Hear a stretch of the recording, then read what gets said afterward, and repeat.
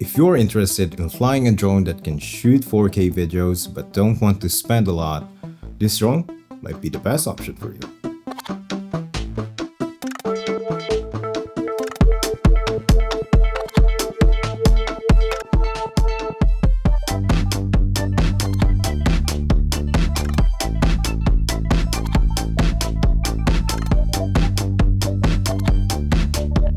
DJI Mini 4K is probably the best value drone that you can buy.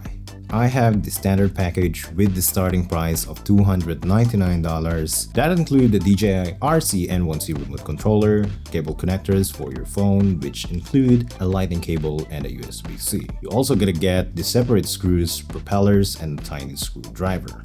The DJI Mini 4K itself just weighs around 249 grams. It's small and lightweight, and it comes with one intelligent battery. On paper, the battery offers up to 30 minutes of flight time, but I don't think that's realistic because you might encounter strong winds when you fly this one, making the motors work harder. In reality, the max flight time is about 20 minutes, which I think is fine. Of course, I was excited to fly this thing and I was having fun, but using only one battery when you're still learning is a bit limiting.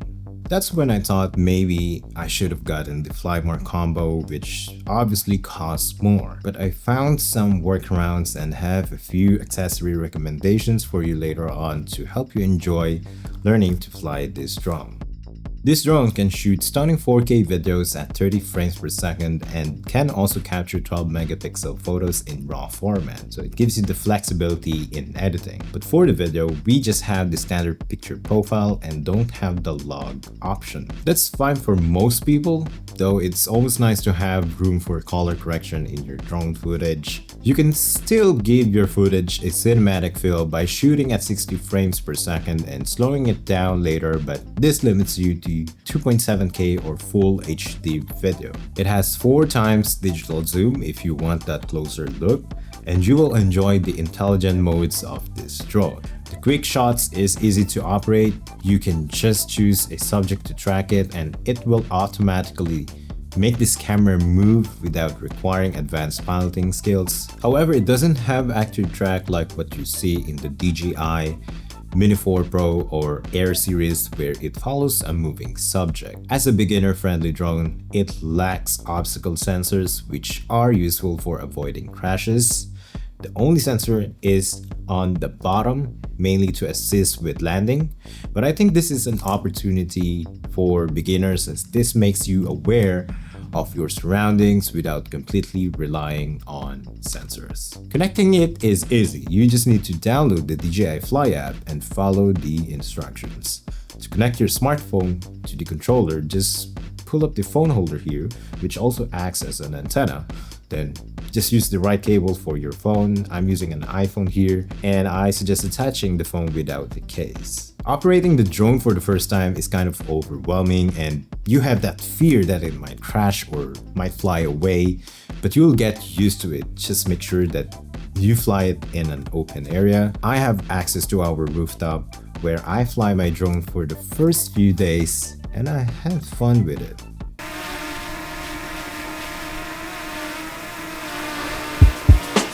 It's amazing how this tiny drone can produce great videos, and all the sample footages here were shot in auto mode.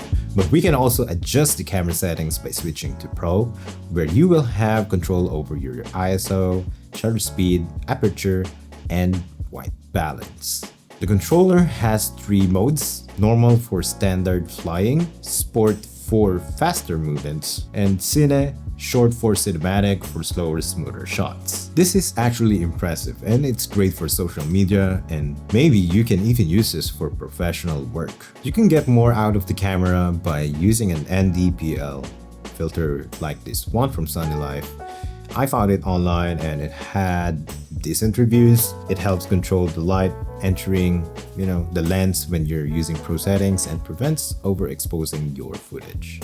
It also helps add motion blur for a more cinematic look. An extra battery is essential. I haven't taken the drone on a trip yet, but I'm planning to do that soon. You'll also need a charging hub since the drone can only charge batteries when they're inside the drone or inside the hub.